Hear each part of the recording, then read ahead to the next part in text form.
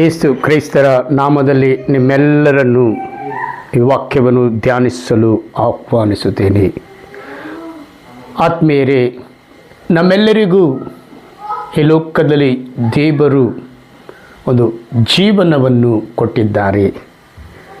ನಮ್ಮ ಜೀವನವು ಈ ಲೋಕದಲ್ಲಿ ಸತ್ಯದಿಂದಲೂ ಒಳ್ಳೆಯ ಮಾರ್ಗದಿಂದಲೂ ನಡೆಯಬೇಕೆಂಬುದೇ ದೇವರಿಗೆ ಇಷ್ಟ. ಸತ್ಯದ ಮಾರ್ಗದಲ್ಲಿ ನಾವಿದ್ದರೆ ಸತ್ಯವು ನಮಗೂ ನಮ್ಮ ಕುಟುಂಬವನ್ನು ಒಳ್ಳೆಯ ರೀತಿಯಾಗಿ ಕಾಪಾಡುವ ಕೃಪೆಗಳು ದೇವರಿಂದ ಸಿಕ್ಕುತ್ತದೆ. ಪ್ರೀತಿಯ ಸಹೋದರ ಸಹೋದರರೇ, ಹಲ್ಲೆಲೂಯಾ.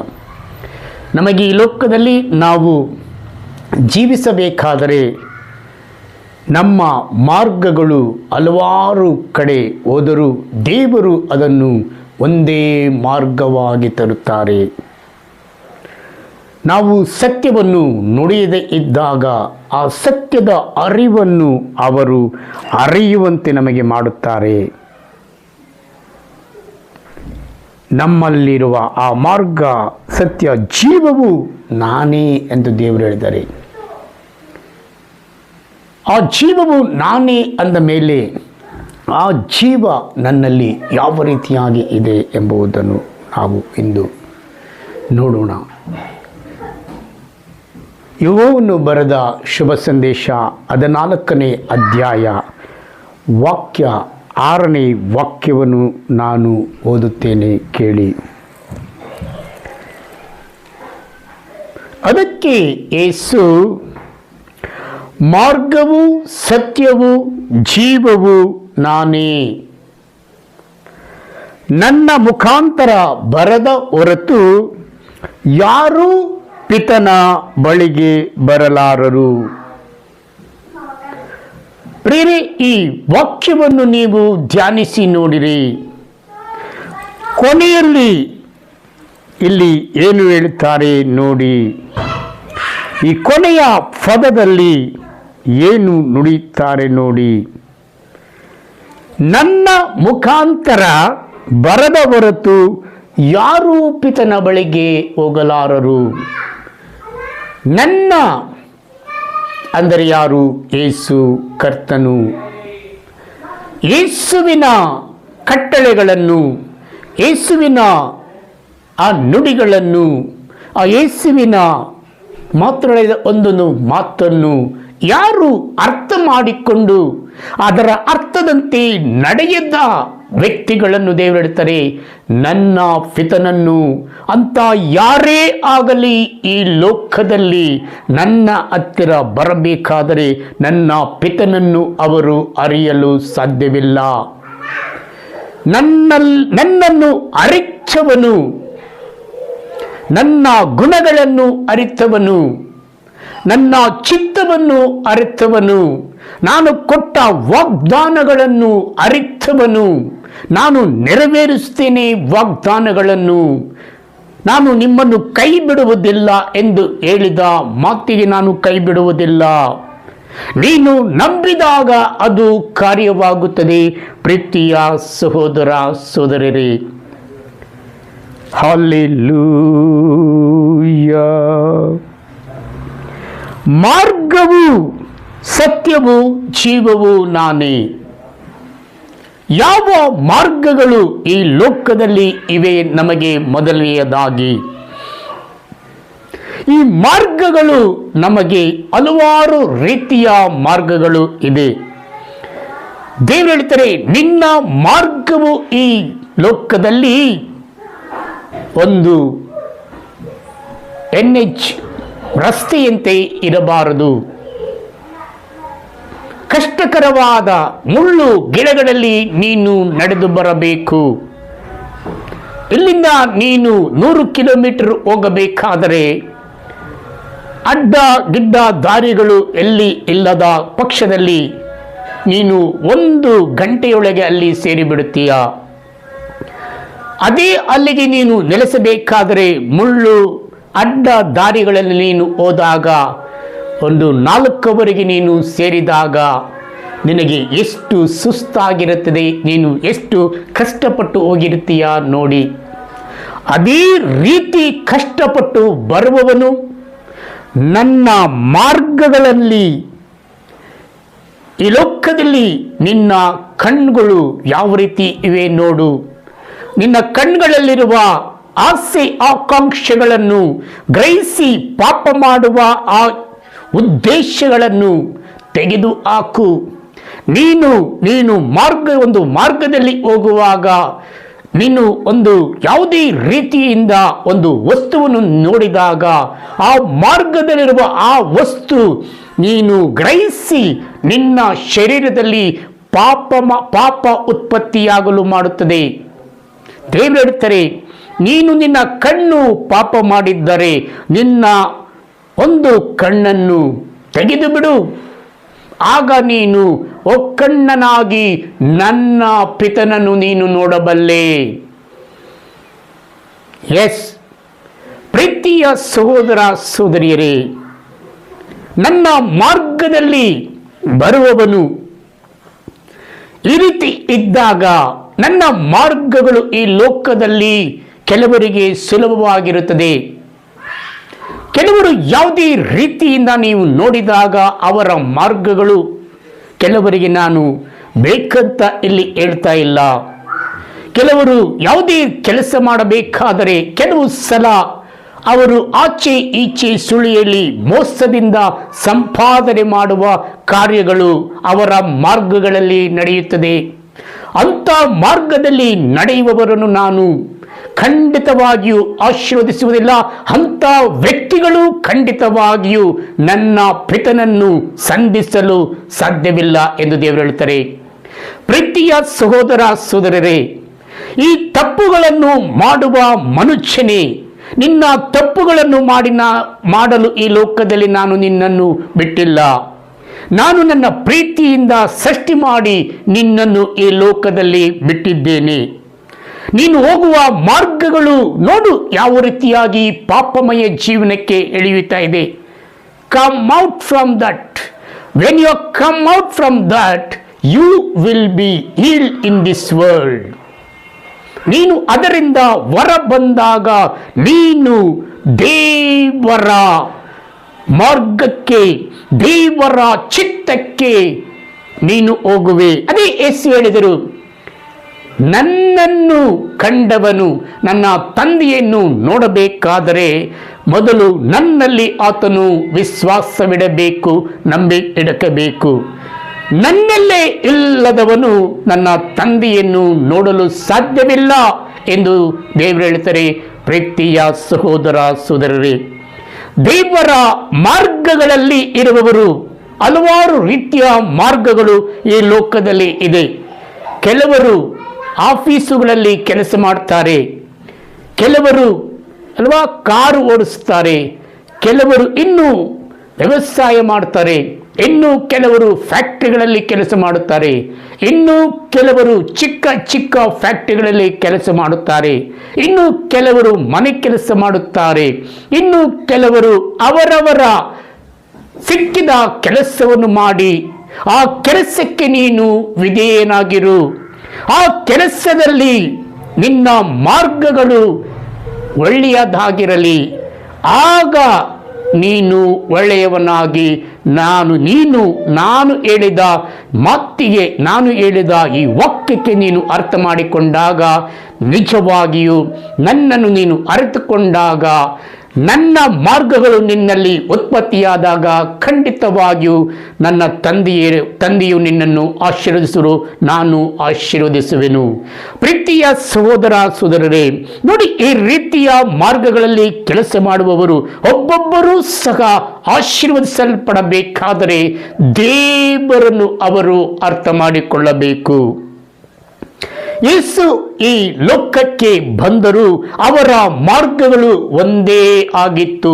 ಅವರ ಮಾರ್ಗವು ಮಾನವನು ಒಳ್ಳೆ ರೀತಿಯಾಗಿ ಜೀವಿಸಬೇಕು, ಮಾನವನು ಪಾಪಮಯ ಜೀವನದಿಂದ ಹೊರಬರಬೇಕು, ಮಾನವನ ಕೆಟ್ಟ ಕಾರ್ಯಗಳಿಂದ ಹೊರಬರಬೇಕು, ಮಾನವನು ನನ್ನ ಪ್ರೀತಿಯ ಮಗನು, ನಾನು ಸೃಷ್ಟಿ ಮಾಡಿದ ಮಗನು, ನಾನು ಮಾನವನಿಗೆ ಎಲ್ಲವನ್ನು ಈ ಲೋಕದಲ್ಲಿ ಸೃಷ್ಟಿ ಮಾಡಿದ್ದೇನೆ, ನನ್ನ ಪ್ರೀತಿಯಿಂದ ಸೃಷ್ಟಿ ಮಾಡಿದ್ದೇನೆ ಎಂದು ದೇವರು ಅವರ ಮಾರ್ಗಗಳು, ಅವರ ಎಲ್ಲ ಕೆಲಸ ಕಾರ್ಯಗಳು, ಕರ್ತನ ಎಲ್ಲ ರೀತಿಯ ಆ ಕಾರ್ಯಗಳು ಮಾನವನ ಮೇಲೆ ಅವರು ಇಟ್ಟರು ಎಂಬುದನ್ನು ನಾವು ನೋಡುತ್ತೇವೆ. ಪ್ರೀತಿಯ ಸಹೋದರ ಸಹೋದರರೇ, ಎಂದಿಗೂ ಅವರು ಮಾನವನ ಮಾರ್ಗಗಳು ಸರಿಯಾಗ್ಲಿಕ್ಕೋಸ್ಕರ ಈ ಲೋಕಕ್ಕೆ ಅವರು ಬಂದು ಮಾನವನ ಜೊತೆ ಒಟ್ಟುಗೂಡಿದರು ಎಂಬುದನ್ನು ನಾವು ನೋಡುತ್ತೇವೆ. ಪ್ರೀತಿಯ ಸಹೋದರ ಸಹೋದರಿಯರೇ, ಹಲ್ಲೆಲೂಯಾ. ದೇವಾದಿ ದೇವನೇ ಸ್ತೋತ್ರ, ರಾಜಾದಿರಾಜನೇ ಸ್ತೋತ್ರ. ಸತ್ಯವು ನೋಡಿ, ಸತ್ಯವು ನಾನೇ ಅಂತ ಹೇಳ್ತಾರೆ ದೇವರು. ಸತ್ಯದ ಗುಣಗಳು ನಿನ್ನಲ್ಲಿ ಇದೆಯಾ ನೋಡು. ಯೇಸುವಿನಲ್ಲಿ ಸತ್ಯದ ಗುಣಗಳು ಬೇರೂರಿತ್ತು. ಯಾವ ರೀತಿ ಅಂದರೆ, ಒಂದು ಬಿಲ್ಡಿಂಗ್ ಕಟ್ಟುವವನು ಅವನು 5 ಫ್ಲೋರ್ ಕಟ್ಟಲಿ, 10 ಫ್ಲೋರ್ ಕಟ್ಟಲಿ, ಆ ಬಿಲ್ಡಿಂಗ್ ಪಾಯ ಅಷ್ಟು ಭದ್ರವಾಗಿ ಇದ್ದರು ಯೇಸು ಎಂಬುದು ನೋಡ್ತಾರೆ. ಅದನ್ನು ಯಾರು ಮಾಡಿದರು? ಪಿತಾ ದೇವರು ಯೆಹೋವನು ಈ ಲೋಕಕ್ಕೆ ಸ್ವಂತ ಮಗನನ್ನು ಕಳಿಸಿಕೊಡುವಾಗ ಆತನಲ್ಲಿ ಭದ್ರವಾದ ಒಂದು ಸತ್ಯವನ್ನು ಬೇರೂರುವಂತೆ ಮಾಡಿದರು. ಈ ಲೋಕಕ್ಕೆ ಹೋದಾಗ ನೀನು ಸತ್ಯವಂತನಾಗಿಯೇ ಪುನಃ ಈ ನನ್ನ ಹತ್ರ ಬರಬೇಕು. ನಿನ್ನ ಸತ್ಯದ ಗುಣಗಳಿಗೂ ಸೂರ್ಯನ ಕಿರಣಗಳಂತೆ ಪ್ರತಿಯೊಬ್ಬ ಮನುಷ್ಯನನ್ನು ಮುಟ್ಟಬೇಕೆಂಬುದೇ ಯೆಹೋವನ ಉದ್ದೇಶವಾಗಿತ್ತು. ಪ್ರೀತಿಯ ಸಹೋದರ ಸಹೋದರಿಯರೇ, ಅದಕ್ಕೋಸ್ಕರ ಸತ್ಯದ ಮಾರ್ಗಗಳು, ಸತ್ಯವು ಇದ್ದ ಆ ಗುಣಗಳು ಯೇಸುವಿನಲ್ಲಿ, ಆ ಗುಣಗಳು ಮಾನವನಲ್ಲಿ ಬೇರೂರಬೇಕು. ಸತ್ಯವಂತರಾಗಿ ಪ್ರತಿಯೊಬ್ಬರು ಬದುಕಬೇಕು ಈ ಲೋಕದಲ್ಲಿ. ನಾನು ಒತ್ತಿರುವ ಈ ಸತ್ಯದ ಶಿಲುಬೆಯು ಪ್ರತಿಯೊಬ್ಬ ಮನುಷ್ಯನಲ್ಲಿ, ಪ್ರತಿಯೊಬ್ಬ ಕುಟುಂಬದಲ್ಲಿ, ಗಂಡ ಹೆಂಡತಿಯಲ್ಲಿ, ತಂದೆ ತಾಯಿಗಳಲ್ಲಿ, ಎಲ್ಲ ಆಫೀಸುಗಳಲ್ಲಿ, ಎಲ್ಲೆಲ್ಲಿ ಯಾವುದೇ ರೀತಿಯ ಕಾರ್ಯಗಳಾಗಬೇಕಾದರೆ ಸತ್ಯವು ಒಬ್ಬೊಬ್ಬರಲ್ಲಿಯೂ, ಅಣ್ಣ ತಮ್ಮಂದರಲ್ಲಿಯೂ ಸತ್ಯಗಳು ಇರಬೇಕೆಂಬುದೇ ದೇವರಿಗೆ ಇಷ್ಟ. ಪ್ರೀತಿಯ ಸಹೋದರ ಸಹೋದರರೇ, ಸತ್ಯವು ಒಬ್ಬ ಸ್ನೇಹಿತನಲ್ಲಿಯೂ, ಸತ್ಯವು ಒಬ್ಬ ಬಂಧು ಬಳಗದ ಹತ್ತಿರವೂ ಇರಬೇಕೆಂಬುದೇ ನನಗೆ ಇಷ್ಟ. ಈ ಸತ್ಯವು ಈಗ ಆಲೋಚನೆ ಮಾಡಿ ನೋಡಿ. ಪ್ರೀತಿಯ ಸಹೋದರ ಸಹೋದರರೇ, ಯೇಸು ತಂದ, ಪಿತ ದೇವರು ಯೆಹೋವನು ಕಳಿಸಿದ ಸತ್ಯವಂತರಾಗಿ ಯೇಸು ಬದುಕಿದರು, ಬಾಳಿದರು. ಆ ಸತ್ಯಗಳು ನಮ್ಮಲ್ಲಿ ಇದೆಯಾ? ಆ ಸತ್ಯದ ಗುಣಗಳು ನಮ್ಮಲ್ಲಿ ಇದೆಯಾ? ಸತ್ಯದ ಯಾವುದೇ ರೀತಿ ಕಾರ್ಯಗಳು ನಮ್ಮಲ್ಲಿ ನಡೆಯುತ್ತಾ ಇದೆಯಾ?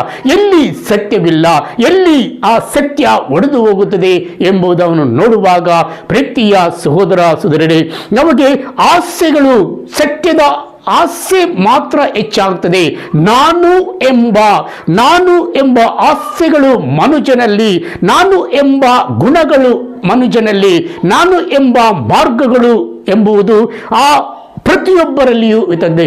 ನಾನೇ ಈ ಲೋಕದಲ್ಲಿ ಹೆಚ್ಚು ಆತ್ಮಗಳನ್ನು ಸಂಪಾದನೆ ಮಾಡಬೇಕು, ನನ್ನ ಸಭೆ ಹೆಚ್ಚು ಆತ್ಮಗಳನ್ನು ಸಂಪಾದನೆ ಮಾಡಬೇಕು, ನನ್ನ ಸಭೆ ಆ ಸಭೆಗಿಂತ ಹೆಚ್ಚು, ನನ್ನ ಸಭೆ ನಾನು ಒಳ್ಳೆ ಹಣ ಹಾಕಿ ಖರ್ಚು ಮಾಡಿ ಕಟ್ಟಿದ್ದೇನೆ, ನನ್ನ ಸಭೆ ಇಷ್ಟು ದೊಡ್ಡದಾಗಿದೆ, ನನ್ನ ಸಭೆ ಸತ್ಯದ ಸಭೆ ಎಂದು ಹೇಳುವ ಕಾರ್ಯಗಳು ಒಬ್ಬೊಬ್ಬರಲ್ಲಿಯೂ ಅದು ತಾನಾಗಿಯೇ ಉತ್ಪತ್ತಿಯಾಗುತ್ತದೆ ಈ ಲೋಕದಲ್ಲಿ.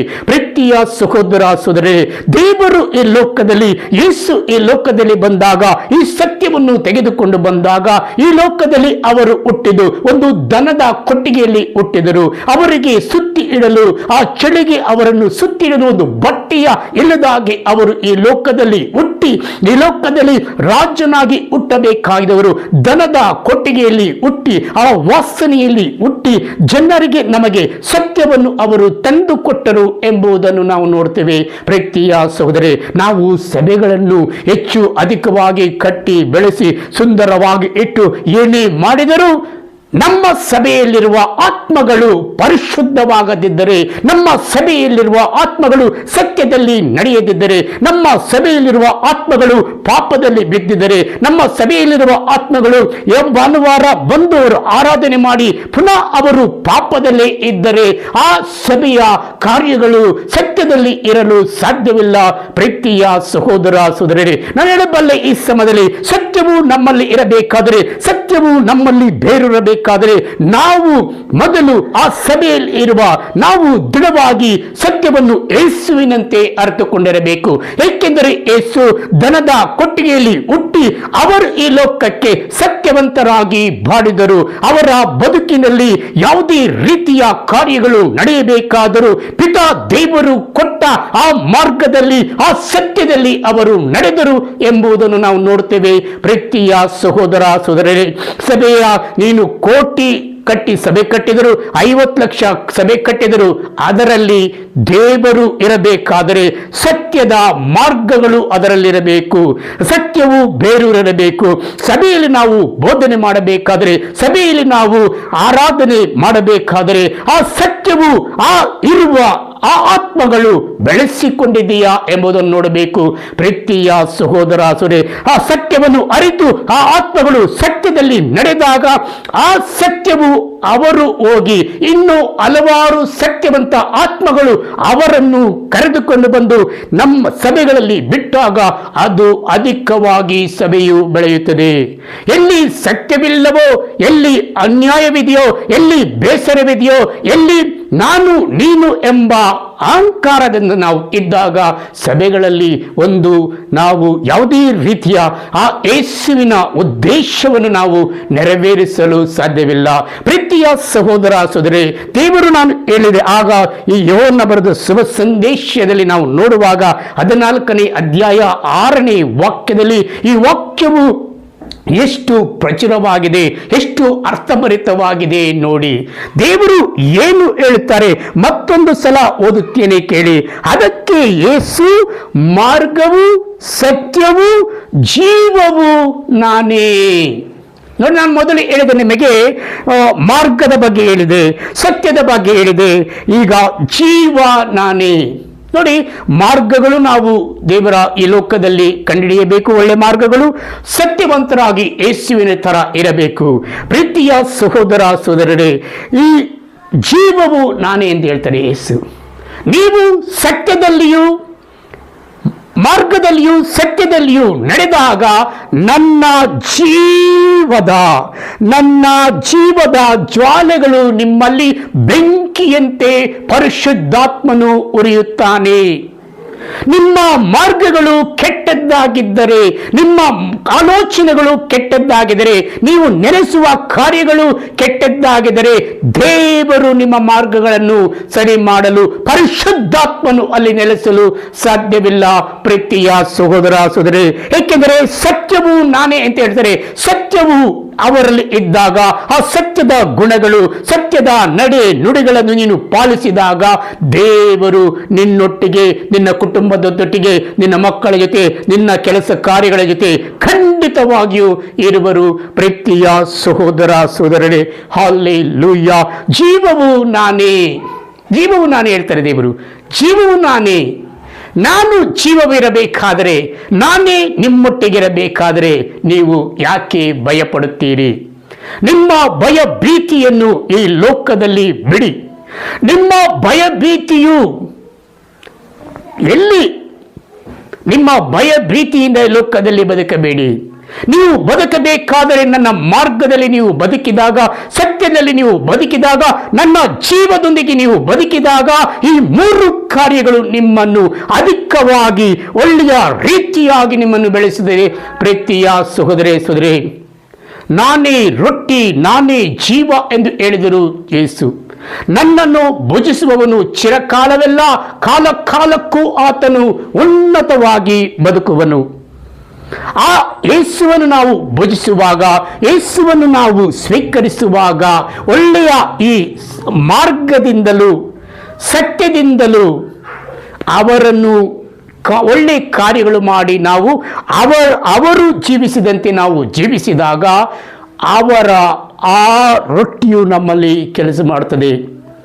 ಏಕೆಂದರೆ ನಾವು ನೋಡುತ್ತೇವೆ ಪ್ರೀತಿಯ ಸಹೋದರ ಸಹೋದರರೇ, ಮೋಸೆಯು ಅಂದು ಅಲ್ಲಿ ಆ ಈಜಿಪ್ಟ್ ದೇಶದಿಂದ ಜನರನ್ನು ಬಿಡಿಸಿಕೊಂಡು ಬರಬೇಕಾದರೆ ಆತನು ದೇವರ ಮಾರ್ಗದಲ್ಲಿ ಸತ್ಯವಂತನಾಗಿದ್ದನು ಎಂಬುದನ್ನು ನೋಡ್ತೇವೆ. ದೇವರ ಮಾರ್ಗವನ್ನು ಒಳ್ಳೆಯದಾಗಿ ಆತನು ಹುಡುಕಿದನು, ಒಳ್ಳೆಯದಾಗಿ ಆತನಲ್ಲಿ ನೆಲೆಗೊಂಡಿತು. ಆದರೆ ದೇವರ ಜೀವವು ಆತನಲ್ಲಿ ಇತ್ತು. ಆ ಕರ್ತನ ಪರಿಶುದ್ಧತೆಯ ಉನ್ನತವಾದ ಕಾರ್ಯಗಳು ಆತನಲ್ಲಿ ನಡೆದು ಎಂಬುದನ್ನು ನೋಡ್ತೇನೆ. ಆದರೆ ಮೋಸೆ ಆ ನಡೆದುಕೊಂಡು ಬರಬೇಕಾದರೆ ಈಜಿಪ್ಟ್ ದೇಶದಿಂದ ಆ ಮರಳು ಗಾಡಿನಲ್ಲಿ ಅವರು ಗೊಣಗಳು ಪ್ರಾರಂಭ ಮಾಡುತ್ತಾರೆ. ಅವರು ಮಾರ್ಗಗಳು ಮೊದಲು ನಾವು ಒಳ್ಳೆ ರೀತಿಯಾಗಿ ನಾವು ಹೋಗ್ತೇವೆ ಅಂತೂ ಆ ಮೋಸೆಗೆ ಮಾತು ಕೊಟ್ಟು ಬಂದರು. ನನ್ನ ಮಾರ್ಗಗಳು ಯೇಸುವಿನ ಕಡೆಗೆ ಎಂದು ಬಂದರು, ನನ್ನ ಸತ್ಯವು ಯೇಸುವಿನೊಂದಿಗೆ ಬಂದರು, ಅವರ ಜೀವದಂತೆ ನನ್ನ ಜೀವ ಎಂದು ಅವರು ಬಂದರು. ಆದರೆ ಕೆಲವು ದಿನಗಳವರು ನಡೆದುಕೊಂಡು ಬಂದ ಮೇಲೆ ಅವರಿಗೆ ಹೊಟ್ಟೆ ಹಸಿವಾಗುತ್ತದೆ, ಹೊಟ್ಟೆ ಚುರುಕನ್ನುತ್ತದೆ, ಮನಸ್ಸು ಬೇಸರವಾಗುತ್ತದೆ, ಸುಸ್ತಾಗುತ್ತದೆ. ಆದರೆ ಅಲ್ಲಿ ನಾವು ಪಾರೋ ರಾಜ್ಯನದ ಇದ್ದರೆ ನಾವು ಒಳ್ಳೆಯದಾಗಿತ್ತು, ನಮಗೆ ಒಳ್ಳೆ ಆಹಾರವನ್ನು ಕೊಟ್ಟ, ಕಷ್ಟಪಟ್ಟು ಅಲ್ಲೇ ಇರ್ತಾ ಇದ್ದೆವು, ನೀನು ಕರೆದುಕೊಂಡು ಬಂದು ಇಲ್ಲಿ ನಮಗೆ ಊಟ ಉಪಚಾರ ಸರಿ ಇಲ್ಲವೆಂದು ಗುಣಗುಟ್ಟಿದರು. ಅದಕ್ಕೆ ಮೋಸೆ ಗುಣಗುಟ್ಟಬೇಡಿ. ಆದರೆ ಮೋಸೆ ಇದ್ದ ಆ ಕೋಲು ಕೆಲಸ ಮಾಡಿತು. ಮೋಸೆ ಆ ಕೋಲನ್ನು ಹಿಡಿದುಕೊಂಡು ಆ ಮೋಸೆ ಪ್ರಾರ್ಥನೆ ಮಾಡಿದಾಗ ದೇವರು ಅಲ್ಲಿ ಮನ್ನವನ್ನು ಕಳಿಸಿದರು. ಆ ಮನ್ನವನ್ನು ಅವರು ತೆಗೆದುಕೊಂಡು ತಿಂದರು, ತೃಪ್ತರಾದರು. ಆ ಮನ್ನವನ್ನು ಜಾಸ್ತಿ ನೀವು ತೆಗೆದಿಟ್ಟುಕೊಳ್ಳಬೇಡಿ, ನೆಕ್ಸ್ಟ್ ಡೇಗೆ ಅವತ್ತೇ ಉಪಯೋಗಿಸಿ ಎಂದು ಹೇಳಿದನು ಮೋಸೆ. ಯಾರು ತೆಗೆದುಕೊಂಡು ಇಟ್ಟರೋ ಅದು ಕೊಳೆತು ಹೋಯಿತು ಎಂಬುದನ್ನು ನೋಡ್ತೀವಿ. ಪ್ರೀತಿಯ ಸಹೋದರ ಸಹೋದರಿ, ಇನ್ನೂ ಕೆಲವು ದಿನಗಳಾದ ಮೇಲೆ ನಮಗೆ ಮಾಂಸದ ಆಹಾರವಿಲ್ಲ ಎಂದು ಗೊಣಗುಟ್ಟಿದರು. ಮೋಸೆ ದೇವರನ್ನು ಕೇಳಿದಾಗ ದೇವರು ಅಲ್ಲಿ ಲಾವಕ್ಕಿಗಳನ್ನು ಕಳಿಸಿ ಅವರಿಗೆ ಮಾಂಸದ ಆಹಾರವನ್ನು ಸಹ ದೇವರು ಕೊಟ್ಟರು. ಪ್ರೀತಿಯ ಸಹೋದರ ಸಹೋದರಿ, ಈ ಸಮಯದಲ್ಲಿ ದೇವರ ಮಾರ್ಗದಲ್ಲಿ ಹೋಗುವವನಿಗೆ, ದೇವರ ಚಿತ್ತದಂತೆ ಹೋಗುವವನಿಗೆ ದೇವರು ನಿಮ್ಮ ಕುಟುಂಬದಲ್ಲಿರುವ ಕಷ್ಟಗಳು, ತೊಂದರೆಗಳು, ತೊಡಕುಗಳು, ಸಾಲ ಬಾಧೆಗಳು, ಅನ್ಯ ಯಾವುದೇ ರೀತಿಯ ಕಾರ್ಯಗಳಿದ್ದರೆ ದೇವರಿಗೆ ಈ ಸಮಯದಲ್ಲಿ ಸಮರ್ಪಣೆ ಮಾಡಿಕೊಡಿ. ಏಕೆಂದರೆ ಮೋಸೆಯ ಜೊತೆ ಇದ್ದ ದೇವರು ನಿಮ್ಮೊಟ್ಟಿಗೆ ಇದ್ದಾರೆ. ದೇವರ ಮಾರ್ಗಗಳನ್ನು ಮೋಸೆ ನಂಬಿದನು, ಆ ಮಾರ್ಗದಲ್ಲಿ ಆಶೀರ್ವದಿಸಲ್ಪಟ್ಟನು. ದೇವರ ಮಾರ್ಗದಲ್ಲಿ ನೀವು ನಡೆಯಿರಿ. ನೀವು ಹಿಂದೆ ಈ ಸಮಯದಲ್ಲಿ ನಿಮ್ಮ ಕುಟುಂಬಗಳು ಆಶೀರ್ವದಿಸಲ್ಪಡುವು. ಸಂತಾನದ ಭಾಗ್ಯವಿಲ್ಲದವರು ದೇವರ ಮಾರ್ಗದಲ್ಲಿ ಕೇಳಿರಿ.